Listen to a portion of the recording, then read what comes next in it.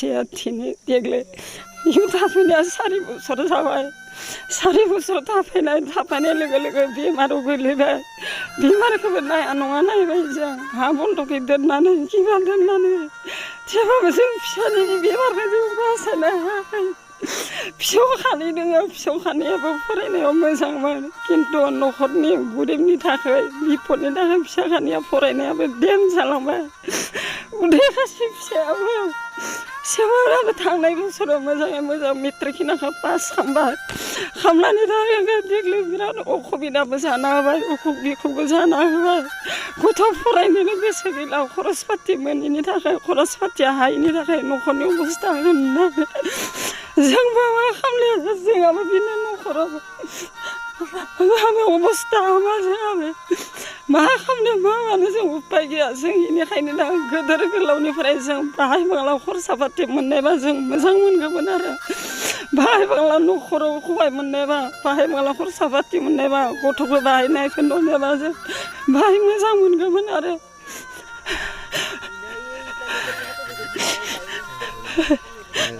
आं बहुत जेनेबा हालोगाव दोङो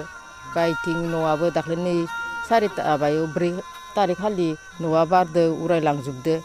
लांना ओमफ्राय आरो जानि आरो मालिकआबो 2 बोसोर जाबाय नायनानैबो फाहामनो हादिया मानसिया दानि बिसनानिफ्राय उथिनो हाया मानो हाया खानाय मानसिया थिखांनांगो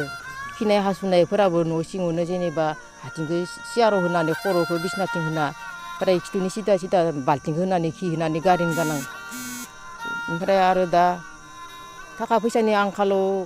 जेनेबा लाफिनो गोनां जाबाय हा जोमबो थाजोबनायानो जाबाय बन्द'कआव ओमफ्राय दा थाखा फैसानि बे आंखालाव जा आरो जेनेबा नायजोबनो हादिया मोजां खालामजोबनो हादिया मालिकखौ ओमफ्राय दा फिसाया आरो बनराम बर'आ जेनेबा बिबो साइन्सआव फरायदोंमोन फरायना दा मानसिया बाहाय बेमाराव गोलैनानै दोङो जेनेबा आथिंफोरा बाहाय बोलो मोना सुथां जायो थाबायनाया खस्थ' मोनो ओमफ्राय दा न'खरनि हालागाव मानसिया थारमाने गिदिर फरायलिया बा माबालिया बिदि होननानै बुंदों मानसियालाय मेट्रिकखौ 2019 सनाव 80% लाखिनानै पास खालामनानै साइन्स एकाडेमियाव फरायना दा मानसिया नै न'खरनि हालोगाव तार परिखाखौनो होलियाखै होनना बुंबाय दा मानसिया सरकारा जुदि बाहाय बांला जुदि आंखालखौ बाहाय सुफुंबा गाहाम मोनगौमोन आरो गोसोआ गोजोनगौमोन दा जों बहुद जेनेबा थाखा फैसानि आंखाल जाना दोङो न' बाङाबो बायजोबलांबाय बारदो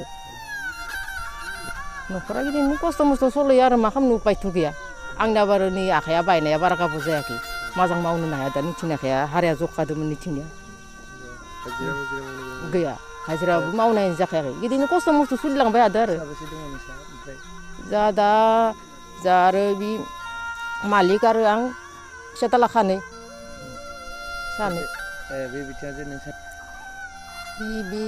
बिटिसि गभर्नमेन्टआ जुदि सारमोना जुदि बाहाय जेनेबा बे बेलायाव जुदि बाहाय सहाय खालामोबा आं गोजोननाय थागोन आरो गोजोननाय मोनगोन आंगाबारि गामिनि बरफुल सुकियाव बिथां बुजेन बर'नि न'खराव दंफैयो बिथांनि न'खरा दाखालि थांनाय 4 तारिखआव बारहुंखा फैनायाव न'आ बायजोबलांदों आरो बिथां बुजेन बर'आ गोबां पेयारलेस बेराम बायदि गोग्लैना दोङो बिथाङा 3 बोसोरसो जाबाय न'निफ्राय ओंखारनो हाया खिनो हाया हासुनो हाया न'खरनि गार्जेनफोरा लांलाय लाबोलाय खालामनांगो ओमफ्राय दा बिथांमोनना गुवाहाटीयावबो लांनायमोन भाङाखराव नाथाय थाखा फैसानि आंखालनि थाखाय बिथांखौ आरो लाफिननानै न'आवनो दोनफिननो गोनां जादों बिथांमोननि न'खरा गोबां गोरिब आरो बिथाङा 2 फिसाज्ला दोङो 2बो मोजां फरायो सासे उन्दै सासेयाबो थांनाय मेट्रिक आनजादाव मोजां मार्क लानानै उथ्रिनो हादों बिथाङा 80% नामा मोनदों होननाय खोनादों आङो दा बिथाङा साइन्सआव फरायबाय थादोंमोन दा बिथांनि फरायनायाबो दा दिनै न'खराव थाखा फैसानि आंखालनि थाखाय दोनथ'नाय बायदि जाना थादो बेनिखायनो आं दा बिथां बिटिआर गभर्नमेन्टनिफ्राय जुदि माबा मोनसे बे न'खराव हेल्प खालामगोन बेखौ आं नोंथांमोननि मिडियानि जुगिदे आं दा मा होनना बुङो फोसावनाय जादों आरो जेन जोंनि लकेल MCLA सार बिथांमोना जेन एसे नायहरो बिथांमोननि न'खरखौ जाहाथे बर' हिसाबै सासे गावखौनो बिथांमोनाबो मोजां फरायनानै आरो जाहाथे न'खरखौ उनाव मोजाङै दैदेनलांनो हानाय बायदि खालामगोन बेखौ सानो बिथांमोना थांनाय मा होनना बुङो थांनाय सरकार सालायलांनाय 15 बोसोरावबो 17 बोसोरावबो बिथांमोना जेबो मोनाखै गंसे न'बो मोनाखै आरो थिग তেনেকুৱা जिखुनु साहाय्य बिथांमोना मोननो हायाखै जेरैबायदि एकदम माने बे माबानि नङै बायदि जाना दङ आरो आङो नै गरेस्वर थांगाबारि बरगुस्ला गामिनि बरफुल सुकिदो नांजाबनाय बिथां बुजेन बर' बिथांदो सिनाखि लोब्बा लागा नांजाबनाय दुखुनांथाव बिथाङा आजि 3 बोसोर 4 बोसोरसो गोलैना थानानै बिसि बिथांनि फिसा सानैजों लोब्बा जानानै जाबोबाय थानाय अबस्थायाव नुनो मोन्दोंमोन आङो थांगाबारिनि जानानै बिथांनि गथ' गथाय सानैयाबो फरायनाय मोजां थांनाय 4 तारिखाव बिथाङाबो गोलैबाय थानाय अबस्था गोलैना थाबाय थानाय अबस्थायावनो बिथांखौ हा हु जोम सम्पति गासै बन्दक दोनना नायबाबो बेमारखौ फाहामनो हायैनि अबस्था सत्तेव बिथांनि फिसाफोरा फरायनायफोरा मोजांमोन दाख्लै 4 तारिखै बिथांनि न'खौ उरायना लांना बेसेबा गोजानाव टिंसालियाखौ दोनैनायाव जों दुखुनांथाव दिनैसिम जोंनि थाखै जों नुनानै जों मा खालामनो दुखुनांथाव बिथांखौ जोङो न' गाहायाव बिथांनि न' गाहायाव बिमानि न' गाहायाव बिफा गैला बे ब्रजेन बर'खौ दोनहैनाय बायदि जादों न' गाहायावबो তেনেকুৱা जेनेबा अबस्था गैबा बिथाङा जुदा जाबायमोन दुखुनांथाव फिसाफोराबो फरायनाया मोजांमोन मा होनना जों सानो दा जोंनि नैबे गोदान सरकारा बिटिसि गभर्नमेन्टनि सरकारा बिथां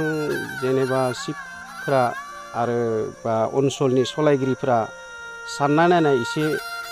सहाय सहाबुथि होनायबा बिथां गथ'फ्रा फरायनाया बिथांमोननिया मोजां जागौमोन आरो बेमार आजार नायनो बिथांमोनहा सुबिदा बाय मोनगौमोन बेफोरखौ मोनगोनजां होननानै नैबे दिनै मिडियायाव लाफायनायखाय आं बेखिनि बाथ्राखौ बुंनाय जादों आरो गथ' उन्दै सासेयाबो जिहेतु फार्स्ट क्लास पास खालामनानैबो जेनेबा नैबे 83% लाखिलायनानै बिथाङा फरायना मबा फरायदोंनो गरेस्वर प्राइभेटआवसो फरायदोंना बबे फरायदोंमोन साइन्सआव फरायदोंमोन सुबिदा अनुजायै दा हायैनि न'खरनि आंखाल क्रिटिकेलाव किसुमान बहुत असुबिदा जादों बेनिखायनो जों मिडियानि सिगाङाव नै बाथ्राखौ बुंनाय जायो जे जोंनि गोदान सरकारनि गेजेरजों आरो बिथां प्रमद सारमोनजों एसे सुबिदा होनायबा आरो लकेल जोंनि 30 नं गरेस्वरनि पबित्र बर'आ गोलैयो सिबाथ' जोंनिया जाबायनो बिथाङा गतिके बिसोरजों रायज्लायनानै एसे मिडिया जोंजों बाय सुबिदा होयोब्ला बे न'खरखौ मोजां सानस्रि होनो हागोन जोंनोबो नांगौ होननानै जों सानना बेखिनिखौनो आङो